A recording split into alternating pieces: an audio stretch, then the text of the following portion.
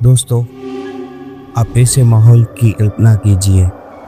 रात के 3 बजे हो, मुंबई का पुराना चौल, बारिश जैसे खून की बूंदें छत पर टपक रही हो।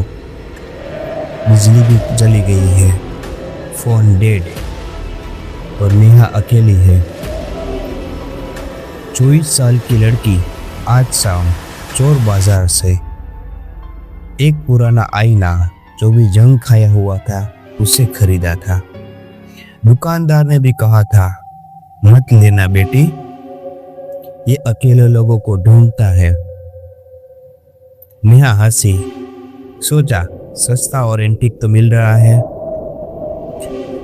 वो आईना लेकर अपने घर पर आ गई। फिर शुरू होती है यहाँ से अकेलेपन की आत्मा की कहानी। पहली रात कुछ भी नहीं हुआ। नेहा के सामने आईना खड़ा था, अपना चेहरा देखा, नॉर्मल। लेकिन जब वो मुड़ी, आईने में उसका चेहरा 2 सेकंड के बाद मुड़ा, जिसे कोई उसकी नकल कर रहा हो। दूसरी रात तेज बारिश हो रही थी। नेहा भी अपने रूम में सो रही थी।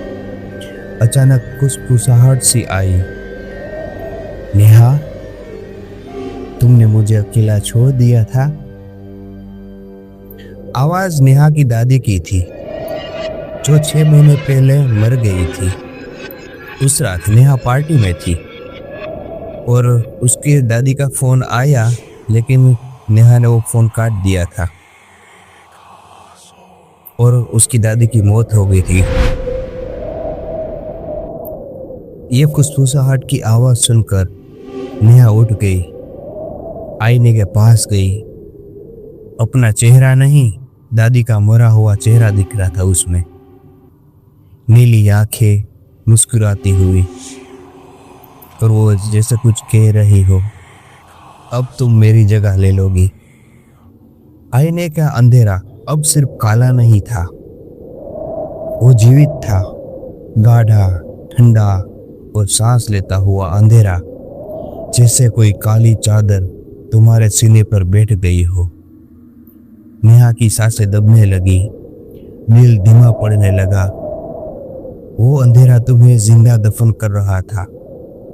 अनंत रात, जब कोई रोशनी नहीं, कोई बचाव नहीं, सिर्फ भूली हुई आत्मा ये चीख रही थी, लेकिन आवाज भी नहीं निकल पा रही थी। नेहा चीखी, पीछे हटने लगी, लेकिन आईना उसे खींचने लगा।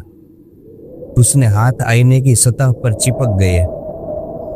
ठंडी उंगलियां अंदर से उसके गले पर सरक आई। अब तुम हमेशा के लिए अंदर आ जाओ। आईने का अंधेरा उसके चेहरे पर ढक गया। सांस बंद, दुनिया घूम गई। दूसरे दिन सुबह जब पड़ोसी ने नेहा को फर्श पर पाया, शरीर ठंडा, आंखें खुली, लेकिन पुतलियां नहीं। आईना भी टूटा पड़ा था, टुकड़े में सिर्फ नेहा का मरा हुआ चेहरा दिख रहा था। अभी भी मुंबई के उन पुराने चौलों में जब कोई पुराना आईना चोर बाजार से खरीद कर लाए, रात में अकेले में आईने के सामने खड़े होने की भूल मत करना। और अगर तुम्हारा चेहरा 2 सेकंड बाद मुड़े तो ऐसा हो तो कभी आईना मत देखना, क्योंकि आत्मा का आईना अब सिर्फ चेहरा नहीं दिखता, वो तुम्हारी आत्मा भी चुराता है।